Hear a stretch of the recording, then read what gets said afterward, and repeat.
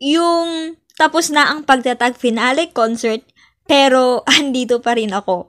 San ka nakakita ng buko na pinangligo lang para makabenta ng tickets? Ang hirap kumita ng pera. Kailangan level up ang marketing strategy mo. Oh, baka SB19 yan. Ang swerte nyo naman 18. Nakita nyo na kung paano maligo si Josh. O baka gusto nyo na rin maligo. I think it's a sign. Charot. Kaway-kaway sa mga 18 dyan na tamad maligo. Gusto lang mag-SB-SB. Hoy po, wag ganun. Dapat lagi tayong fresh para sa boys. Naks, kaya ligo na kayo Pero di nyo naman kailangang maligo gamit yung buko. Ibigay nyo na yun kay Josh. Kaya niya na yun. Kita mo, nag-facial wash at nag-shampoo pa yan. Lupit na ito.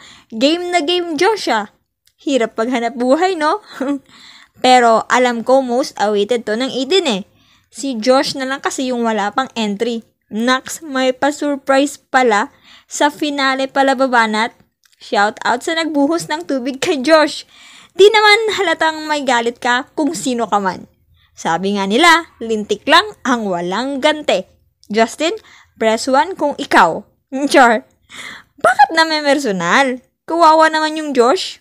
Bakit kayo ganyan? Pero, okay lang yan. At least si Josh, fresh. O diba? Yung guwapo, cute, at hot siya at the same time. Ang hot niya nga maligo Yun lang, sinira na naman dignidad. Baka ultimate buko Josh namin yan.